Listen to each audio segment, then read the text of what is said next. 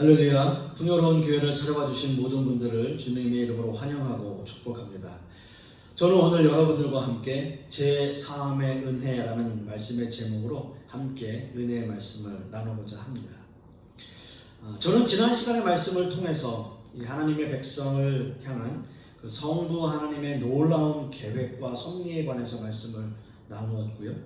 이 구원의 계획은 이미 창세 전에 계획되어진 것이며, 이렇게 선택받은 하나님의 백성들은 하나님 앞에 무한한 은혜와 영광과 찬송을 올려드리고, 또한 자신을 거룩하고 흠이 없는 그러한 모습으로 성부 하나님께 드려야 한다, 자기 자신을 드려야 한다라는 말씀을 함께 나누었습니다. 이런 삶을 살기 위해서는 하나님의 백성들은 날마다 자신의 삶을 하나님께 온전하고 거룩한 모습으로 드려야 하고요. 또한 우리의 삶이 예배가 되고 또 예배가 삶이 되는 그러한 모습의 신앙인이 되어야 한다라는 말씀을 함께 나누었습니다. 따라서 지난 시간의 말씀을 통해서는 성부 하나님에 관해서 말씀을 나누었다면, 오늘 읽은 본문부터는 성자 하나님에 관한 말씀으로 전환이 됩니다.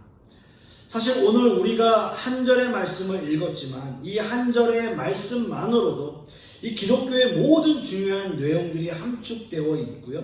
이 내용만 가지고도 정말 몇 편의 설교를 준비할 수 있을 정도의 아주 방대한 내용을 이 한 절에 담고 있는 그러한 아주 중요한 구절입니다. 저는 말씀을 함께 나누기에 앞서 여러분들에게 이런 질문을 한번 해보고 싶습니다. 과연 여러분들은 진정한 크리스찬입니까? 여러분들은 정말 기독교인이십니까?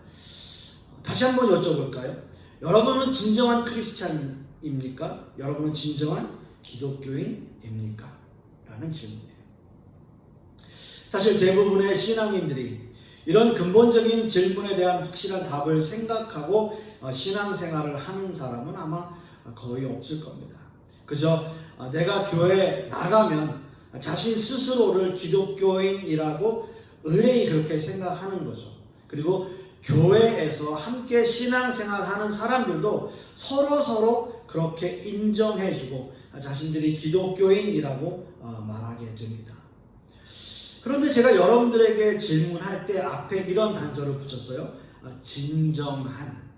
진정한이라는 단어를 붙이면서, 그렇게 붙이니까 왠지 좀 뭔가 마음에 찔림이 생기는 것 같습니다.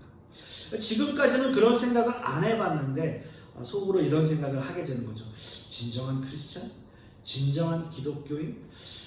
진정한이라고 하는 단어가 앞에 들어가니까 좀 뭔가 머리가 복잡해지는 그러한 모습일 수 있습니다.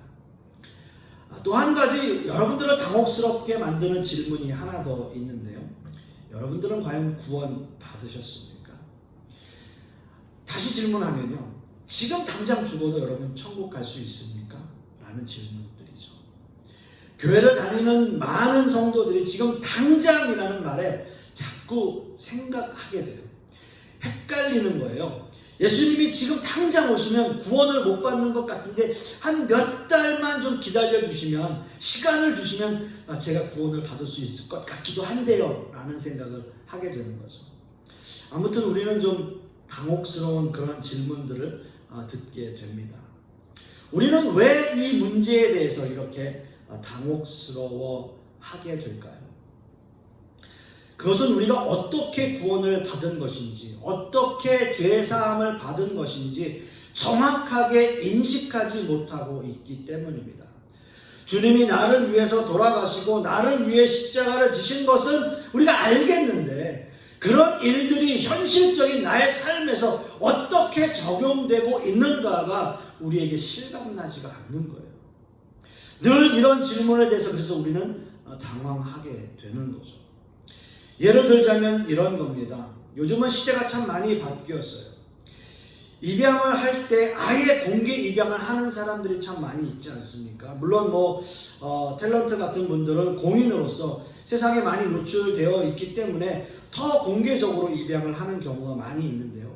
요즘은 일반인들도 아이들을 입양하는 문제에 있어서 공개 입양을 선호한다고 하는 겁니다. 왜 그럴까요? 왜 그럴까요? 사실 입양된 아이들이 지금까지 자신이 이 집안의 친자식으로 알고 살다가 입양된 아이라는 사실을 알게 되면 그때부터 정체성의 혼란이 오게 되는 거예요. 나는 도대체 어디에서 왔고 내 근원은 어디인가 라는 것을 생각하게 되고 혼돈스럽게 되는 거죠. 그래서 입양된 아이들이 이런 어려움을 겪게 되는 거예요. 그런데 이렇게 입양된 아이들에게 어릴 적부터 그 아이가 어떻게 입양이 되었는지, 어떤 방법으로 이 집에 오게 되었는지 상세하게 설명이 되면 설사 이 아이가 정체성의 혼란을 겪는 시기가 되더라도 그 상황들을 잘 이해하고 버티고 이겨낼 수 있는 힘이 생기게 된다라는 거죠. 우리 신앙인들도 마찬가지입니다. 우리가 어떻게 크리스찬이 되었는지, 어떻게 구원받았는지, 어떻게 죄사함을 받았는지 잘 알고 인식하고 있어야 신앙인으로서의 정체성의 혼란을 겪지 않고 또 막을 수도 있게 된다는 거죠. 중요한 것은 결단코 우리에게 회색지대가 존재하진 않는다는 거예요. 구원받았으면 받았고 아니면 아니고 어떤 회색지대가 존재하지 않는다는 거죠. 크리스찬입니까? 라는 질문에 노력하고 있습니다. 그렇게 살려고 노력하고 있어요. 라는 식의 대답은 아직 크리스찬이 아닙니다. 라는 말과 같다라는 거예요. 참으로 안타까운 것은 참 이런 모습으로 사는 사람들이 너무 많아요. 크리스찬입니까? 아직은 잘 모르겠는데요. 아무튼 노력하고 있어요. 그런 사람들이 참 많다는 거죠. 이런 사람들은 기독교인이 아니라 종교인이라고 부를 수밖에 없는 거죠. 기독교인이 아닌 기독교라고 하는 종교를 가지고 종교 생활을 하는 종교인을 의미하고 있습니다. 이런 종교인은 구원의 확신도 없고 믿음도 없고 그저 여느 종교들과 마찬가지로 그저 종교 생활하는 사람들을 이야기하는 거죠. 그리고 당연히 이런 사람들끼리도 서로 기독교인이라고 서로 불러주고 있는 거예요. 지금의 모습이 그렇습니다. 지금 이 시대 신앙인들의 많은 사람들이 이런 모습을 보이고 있어요. 여러분 신앙생활 하는 것이 그렇게 만만하게 보이십니까? 아마 신앙생활 좀 오래 하신 분들은 잘 아실 겁니다. 신앙이 깊어지면 깊어질수록 우리가 얼마나 더 어려운 건지, 더 낮아져야 되고 더 겸손해야 하고 성경에 나오는 믿음의 선진들의 모습을 보면 정말 나는 보잘것없는 존재구나 라는 생각을 하게 되는 거고요. 그러다 보면 이런 나를 더 채찍질하고 주님의 그 한없는 은혜를 생각하면서 더 하나님 앞으로 나아가려고 발버둥치는 그런 모습이 되는 것이 우리의 진정한 신앙인의 모습 아닐까요? 그것이 더 당연한 모습 아닐까요? 그래서 그렇게 사는 신앙인들은 정말 더 어려워집니다. 그러면 혹시 이런 질문 하시는 분들이 있을 거예요. 믿기만 하면 천국 가는 것 아닙니까? 그렇게 성경에 나와 있지 않습니까? 라고 저에게 반문하실 수 있습니다. 그럼 저는 이렇게 다시 반문하고 싶어요. 이렇게 다시 질문하고 싶습니다. 정말 진짜로 믿으셔요? 정말 진짜로 믿으십니까? 라고 다시 질문할 수 있습니다. 열심히 신앙생활을 하는 사람들은 이런 질문을 안 하거든요. 이런 질문 안 해요. 믿기만 하면 천국 가지 않습니까? 라는 이런 질문을 하지 않는다고요. 왜요? 진정으로 믿고 있으니까요. 그렇기 때문에 이런 모든 것들이 정돈되고 진정한 기독교인이 되려면 우리가 어떻게 구원을 받았는가를 확실하게 알고 인식해야 돼요. 그래서 이런 주님의 구속의 역사가 나의 전 인격적인 삶에 적용이 되어야 진정한 신앙인으로 살아가게 되는 겁니다. 그런 의미에서 오늘 읽은 에베소서 말씀은 한 절의 말씀이지만 하나님의 구속에 관한 전반적인 내용을 담고 있는 너무나 중요한 말씀입니다. 오늘 이 본문을 다시 한번 읽어봅니다. 우리는 그리스도 안에서 그의 은혜의 풍성함을 따라 그의 피로 말미암아 속량 곧 죄사함을 받았느니라. 아멘. 오늘 읽은 이 본문에서 너무 중요한 단어들이 많이 나오는데요. 은혜, 피, 속량, 죄사함, 이런 단어들이에요. 다시 한번 말씀드리면요. 은혜, 피, 속량, 죄사함이라는 단어. 사실 이 본문은 성경의 아주 중요한 핵심적인 단어들을 꼭 집어서 나열한 듯한 그런 기분이 들고요. 그리고 바울 사도는 어떻게 이렇게 중요한 단어들만 가지고 이런 엄청난 문장을 만들었을까라는 생각이 들 정도입니다. 하나님은 이미 창세전에 하나님의 백성들을 선택하셔서 하나님의 자녀 삼아주셨어요. 따라서 우리는 하나님의 자녀로서의 지위를 회복해야 하는데, 이 지위를 회복하기 위해서는 우리에게 있는 죄와 죄악들을 없애야 하는 거예요. 그러나 문제는 이런 죄의 문제를 인간 스스로 해결할 수 없다라는 것이 문제입니다. 따라서 오늘 본문은 이런 우리의 죄의 문제들이 그리스도 안에서 해결되었다고 선포하고 있습니다. 우리의 모든 죄의 문제는 무조건 그리스도 안에서 해결되어진 거예요. 기독교는 이렇게 예수 그리스도를 떠나서는 어떤 것도 진리일 수 없어요. 기독교는 예수 그리스도의 절대적 필요성을 인식하고 예수 그리스도만이 구원의 처음이고 마지막이며 그 핵심이고 구원의 진수라고 하는 거예요. 여러분의 머릿속에 일단 이 사실을 심어 놓으십시오. 예수 그리스도 안에서만이 구원이 반드시 이루어진다라고 하는 것. 여러분 이 사실만 알고 계시다면 이미 여러분 오늘 설교 말씀의 반은 끝난 겁니다. 그렇다면 예수 그리스도 안에서 우리의 죄를 사하시기 위해서 예수님은 무슨 일을 하셨다라는 걸까요? 오늘 본문은 속량이라는 단어를 사용하고 있는데요. 옛날 저희들이 보던 성경에는 구속이라는 단어로 사용되었어요. 구속. 어떻게 보면 옛날 단어가 좀 더 마음에 와닿는 것 같아요. 속량이라는 단어보다는 구속이라는 단어. 영어로는 redemption이라고 하는 단어를 사용하고 있습니다. 이 단어의 의미는 값을 지불하고 산다라는 의미예요. 값을 지불하고 산다라는 의미. 이 단어가 구약에서 쓰일 때는 속전을 주고 구출해낸다라는 의미를 가지고 있습니다. 신약시대에서는 노예를 해방시킬 때 그 값을 치러주고 해방되어 자유를 얻게 하는데 이 구속이라는 단어를 사용하였어요. 바로 이 속전이 되신 분이 바로 예수 그리스도이시라는 거예요. 마태복음 20장 28절 말씀에 보면 인자가 온 것은 섬김을 받으려 함이 아니라 도리어 섬기려 하고 자기 목숨을 많은 사람의 대속물로 주려 함이니라. 아멘. 이렇게 말씀하고 있습니다. 많은 사람들의 대속물, 이 대속물이 바로 속전이에요. 속전, redemption이라는 단어죠. 예수님은 자신 스스로를 하나님 앞에 대속물로, 우리를 위한 속전으로 하나님 앞에 들으신 겁니다.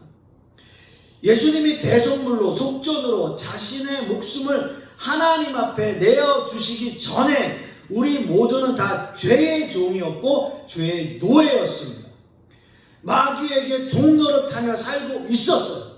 로마서 6장 17절 말씀에도 하나님께 감사하리로다. 너희가 본래 죄의 종이더니 너희에게 전하여 준 바 교훈의 본을 마음으로 순종하여. 그렇습니다. 우리는 본래 죄의 종이었어요. 그러나 로마서 6장 22절 말씀에 그러나 이제는 너희가 죄로부터 해방되고 하나님께 종이 되어 거룩함에 이르는 열매를 맺었으니 그 마지막은 영생이라 라고 말씀하고 있어요. 이제는 예수 그리스도의 대속으로, 예수 그리스도의 속전으로 말미암아 하나님의 종이 되었다고. 하나님의 종이 되었어요. 여러분 이것이 얼마나 놀라운 은혜입니까? 예수 그리스도의 대속물로 말미암아 우리는 하나님의 종이 되었다 라고 말씀하고 있습니다. 여러분 우리가 어디 가서 밥을 먹어도요, 좀 누군가 아는 사람이 돈을 대신 내주면 그게 여러분 얼마나 고맙고 또 한편으로는 미안한 마음이 들고 그러잖아요. 내가 돈을 내려고 갔는데 어떤 분이, 좀 아시는 분이 이렇게 돈을 미리 내주고 가는 거예요. 정말 고맙죠. 정말 고맙죠. 그런데 여러분 생각해 보십시오. 우리의 죄를 위해서 예수님이 십자가에 달려 돌아가시고 그 값으로 우리의 죄가 용서함 받았다는 것, 그것뿐만 아니라 우리의 신분이 하나님의 자녀의 신분으로 회복되어졌다는 것, 이것이 얼마나 놀랍고 감사한 일입니까, 여러분? 이런 일들이 아무에게서나 일어나는 것이 아닙니다.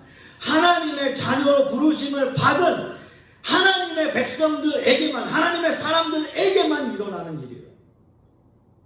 적어도 그 일에 저와 여러분이 선택받았다면 그렇게 받은 것이 얼마나 놀랍고 감사하며 감격할 일이겠습니까?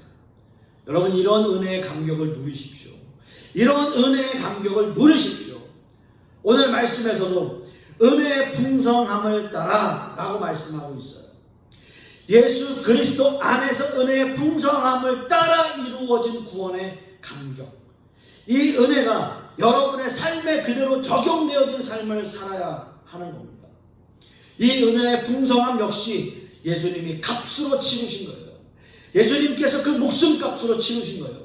우리는 거저 받았지만, 값없이 받았지만, 이 은혜의 값은 어느 누구도 대신할 수 없는 값비싼 은혜라고 하는 거죠. 여러분, 이 은혜 여러분 풍성하게 누리십시오. 넉넉하게 주십시오. 모자라서 서로 눈치 보면서 나누는 것이 아니라 풍성한 은혜라는 것 기억하십시오. 여러분, 오병이어의 기적에서도 보시면요, 5,000명이 먹고 남았어요. 12광주리를 거두는 넘치는 은혜를 부어주신 분이 바로 예수 그리스도이십니다. 이렇게 우리는 죄인이며 하나님 앞에 스스로 나아갈 수 없는 존재였지만 예수 그리스도의 대속, 즉 구속으로 말미암아 구원의 은혜를 누리게 된 것입니다. 전에 우리는 모두 마귀의 종이었고요, 죄의 노예였습니다. 예수 그리스도의 십자가의 공로, 그 공로로 죄사함을 받고 우리의 신분은 회복되었을 거예요. 그리고 우리는 하나님의 백성이 되었습니다.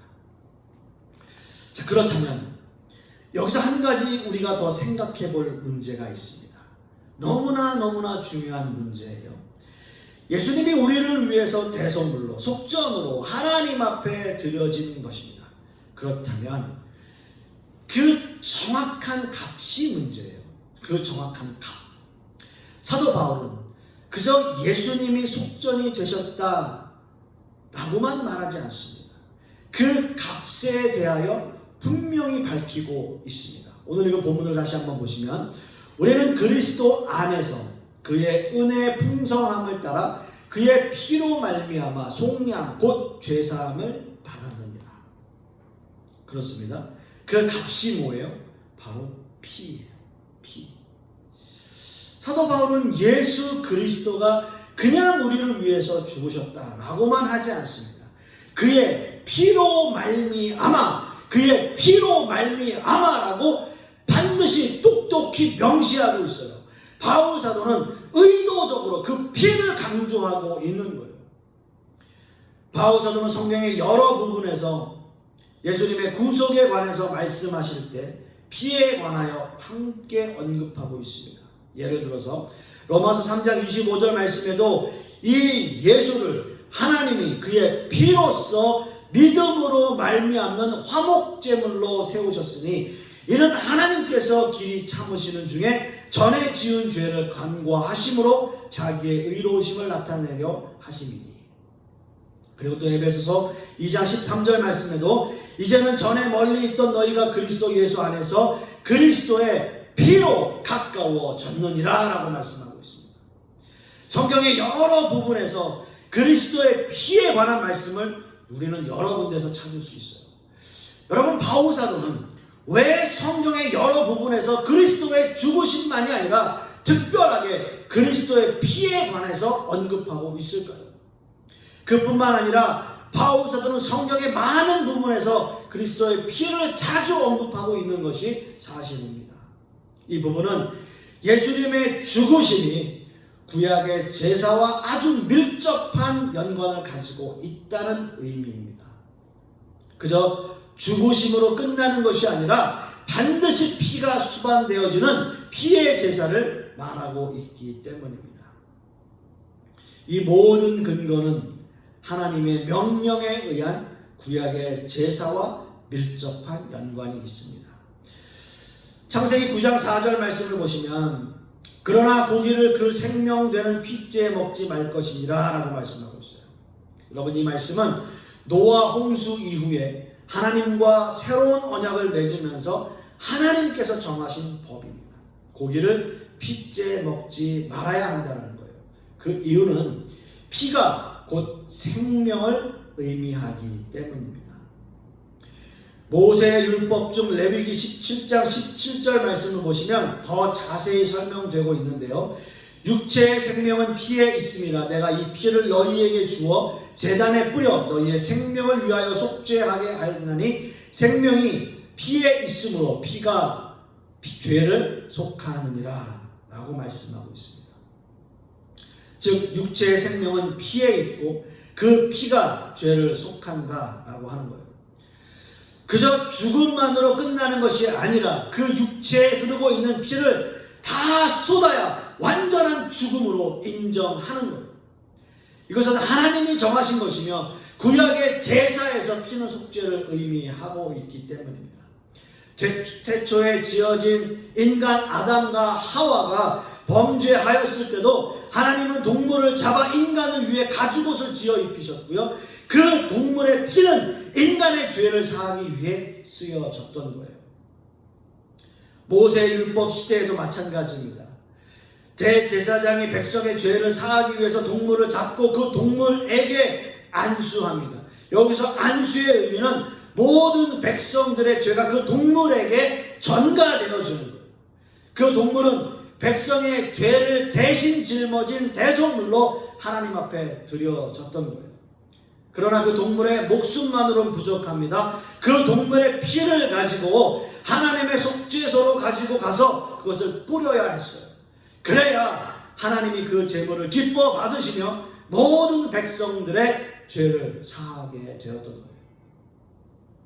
예수님은 이렇게 하나님이 정해놓으신 제사의 방식대로 모든 인류의 죄를 대신 지시고 모든 하나님의 백성들을 위하여 하나님께 대성물로 드려진 겁니다.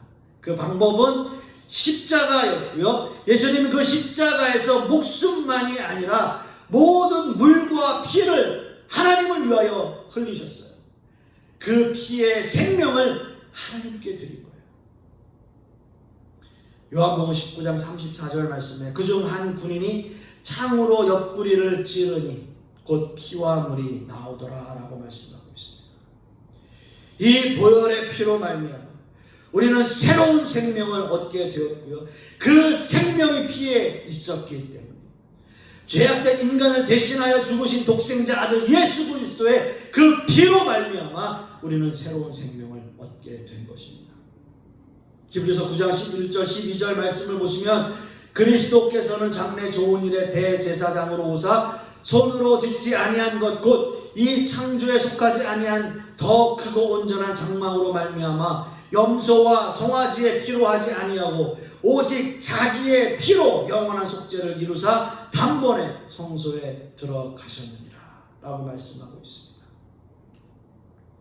사랑하는 성도 여러분, 바울 사도가 말씀하고 있는 그 피로 말미암아라는 이 구절은 너무나 중요한 구절이에요. 우리가 아무렇지도 않게 흘려보내버릴 구절이 아닙니다. 예수 그리스도의 피, 그 피 흘림의 역사가 나에게 얼마나 놀라운 은혜이며 얼마나 감격스러운 사건인가를 우리는 깨달아야 합니다. 우리가 신앙생활하면서 감격이 없고 은혜가 없고 그저 교회에 왔다 갔다 하는 것은 바로 이런 감격이 우리의 삶에 그대로 적용되지 않기 때문이에요. 예수님이 십자가에서 흘리신 그 보혈을 어떻게 값으로 정할 수 있겠습니까? 핏값이에요. 핏값이에요. 무엇으로 그것을 대신할 수 있겠습니까?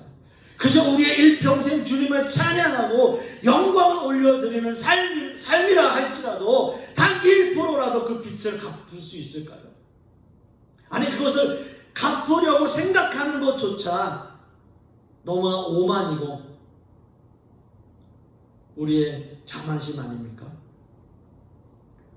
일평생을 주님을 위해 살아도 우리는 그 은혜를 다 갚을 수 없는 것입니다. 여러분은 무엇을 위해서 과연 이 세상을, 이 인생을 살고 계십니까? 이런 질문들이 그저 예배 시간 잠시 버티면 듣는 일상적인 말들이 되지 않기를 소망합니다.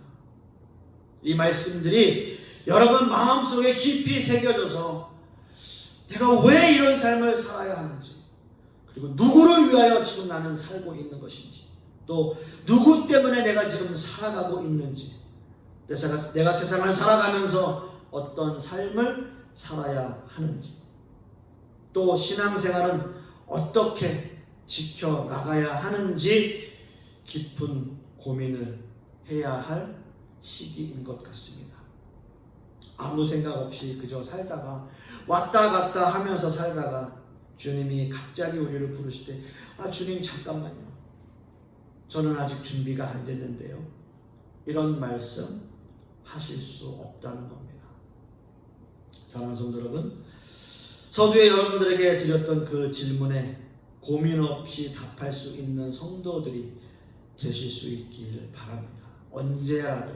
언제라도 주님께서 부르시면 할렐루야 주님 어서 옵시옵소서, 얼마나 제가 주님을 기다리고 주님의 얼굴을 배우는 그날을 고대하면서 살았는지요 라고 고백할 수 있는 저와 여러분 되실 수 있기를 간절히 소망하겠습니다. 이 풍성한 은혜가, 이 은혜의 감격을 누리시는 한 주간 되시기를 간절히 소망하겠습니다. 기도하겠습니다. 사랑의 하나님 아버지, 참으로 감사드립니다. 우리를 하나님의 자녀 삼아주시고 또 하나님의 백성으로 삼아주신 그 놀라우신 은혜, 이것이 우리가 거저 얻어진 것이 아니라 예수 그리스도의 속전으로, 예수 그리스도의 그 핏값으로 말미암아 우리가 이런 삶을 살고 있다는 것을 다시 한번 생각하며 다시 한번 우리의 마음 깊은 곳에 새기는 그러한 한 주간 될 수 있도록 주님께서 역사하여 주시옵소서. 날마다 은혜의 감격 속에 살게 하여 주시옵시고 더욱더 하나님의 은혜 가운데 살아가는 우리 모든 성도님들 되게 하여 주시옵소서. 주님 감사드리며 예수 그리스도 이름 받들어 기도드렸사옵나이다. 아멘.